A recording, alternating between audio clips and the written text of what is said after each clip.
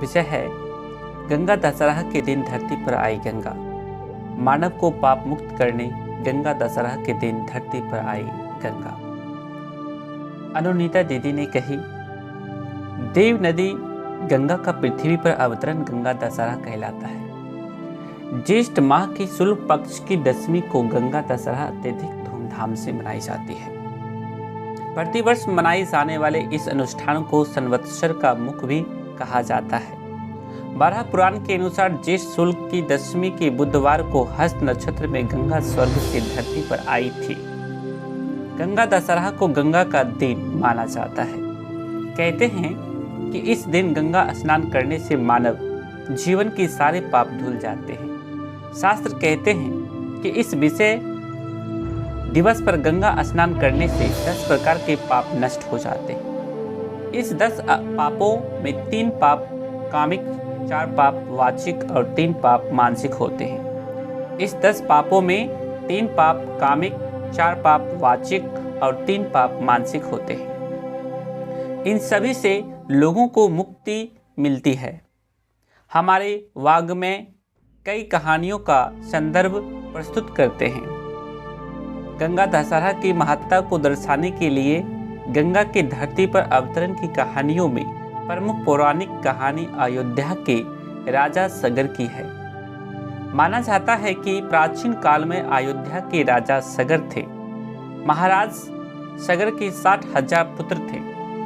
एक बार राजा ने अश्वमेघ यज्ञ करने का निर्णय लिया।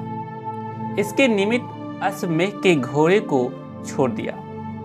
वहीं इंद्र इस यज्ञ को असफल करना चाहते थे। उन्होंने अश्वमेघ का घोड़ा महर्षि कपिल के आश्रम में छिपा दिया।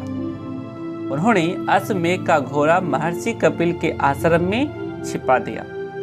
राजा सगर ने अपने 60,000 पुत्रों को अश्वमेघ का घोड़ा खोजने में लगा दिया। उनके सभी पुत्र उस घोड़े को ढूंढते हुए एक आश्रम में पहुंचे तो देखा कि अश्वमेघ का घोड़ा वहीं बांधा है। यह आश्रम महान ऋषि कपिल का था। सगर के बेटों ने अपना धैर्य खो दिया और घोड़े को देखते ही चोर चोर चिल्लाने लगे। इससे महर्षि की तपस्या भंग हो गई और जैसे ही कपिल मुनि ने अपने नेत्र खोले वैसे ही उनके तेज से सगर के सभी 60,000 पुत्र भस्म हो गए।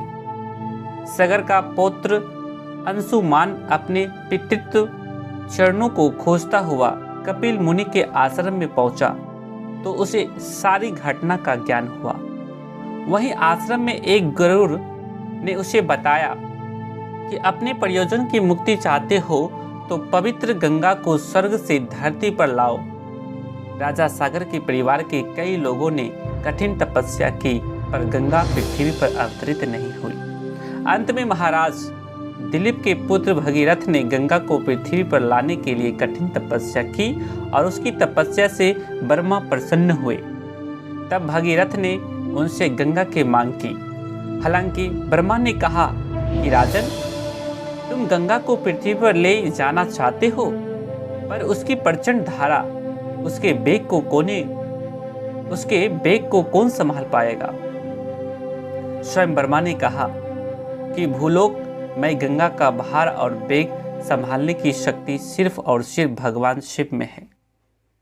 वे एकमात्र देवता हैं जो गंगा को अपने वश में कर सकते हैं। गंगा की प्रचंड धारा का प्रभाव वही बांध सकते हैं। ब्रह्मा ने भगीरथ को कहा कि तुम शिव का अनुग्रह प्राप्त करने का प्रयास करो। भगीरथ ने वैसा ही किया। एक अंगूठे बल खड़ा होकर भगवान शंकर की आराधना की।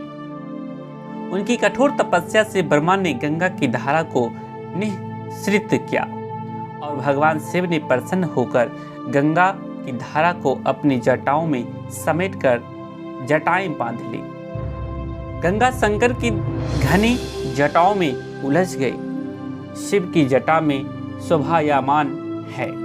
शिव की जटा में शोभायमान है गंगा।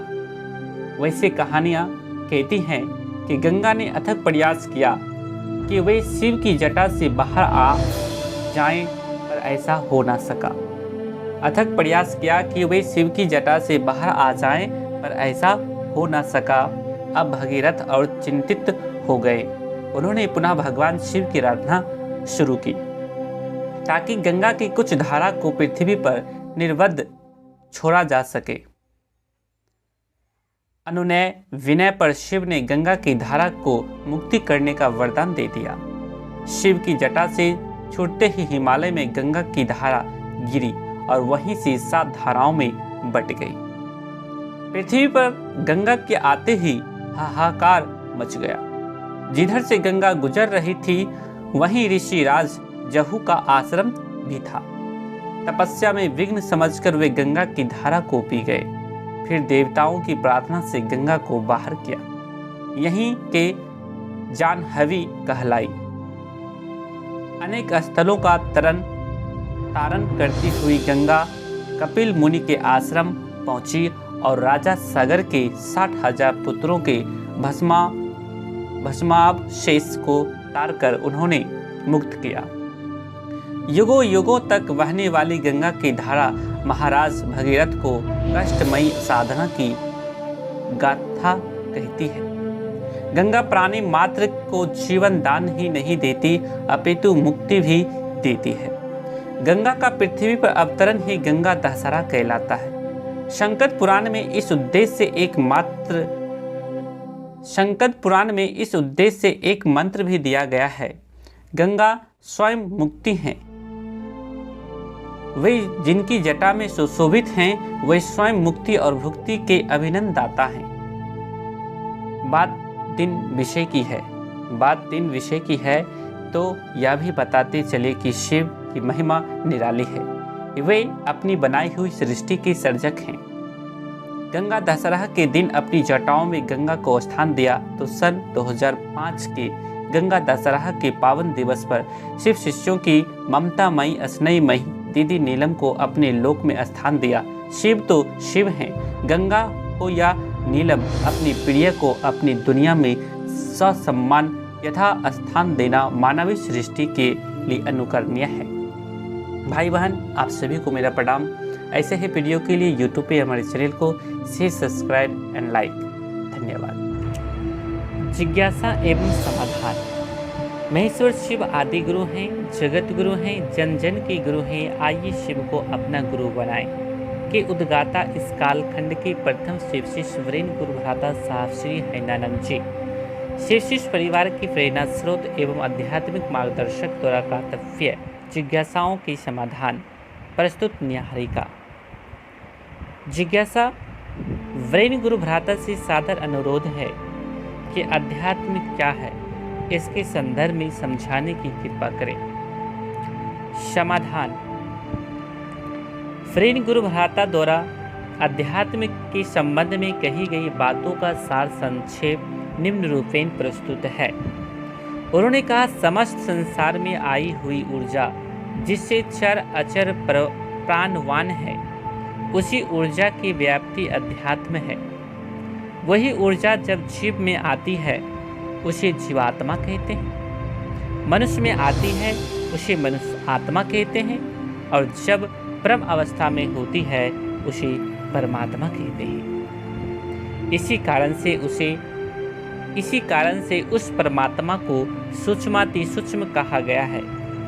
ऊर्जा अपनी सूक्ष्म अवस्था में ज्ञान को धारित करती हैं, परंतु स्थूल ऊर्जा के पास ज्ञान का अभाव रहता है। दीप सोने का हो, चांदी का हो, लोहे का हो अथवा मिट्टी का हो, उसमें जलने वाली लौ एक ही होती है। भले ही कहने को हम सोने का दीपक कहें, चांदी का दिया कहें, लेकिन लौ ना तो सोने की, ना चांदी की, ना मिट्टी की होती है। इसलिए अध्यात्म का विज्ञान दीपों की बनावट और उनकी रंगीनियों पर जुड़ा नहीं होता है।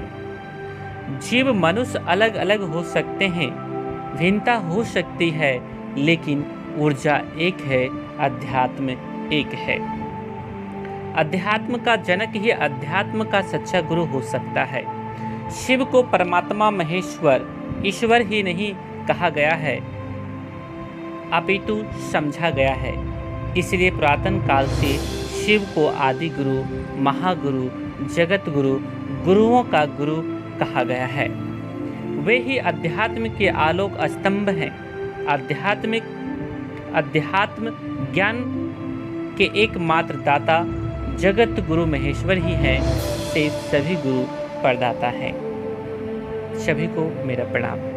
भाई बहन, इसी तरह का वीडियो पाने के लिए YouTube पे हमारे चैनल को सब्सक्राइब कर लीजिए और अपने दोस्त, परिवार और रिश्तेदारों में भी इस वीडियो को शेयर करें। धन्यवाद।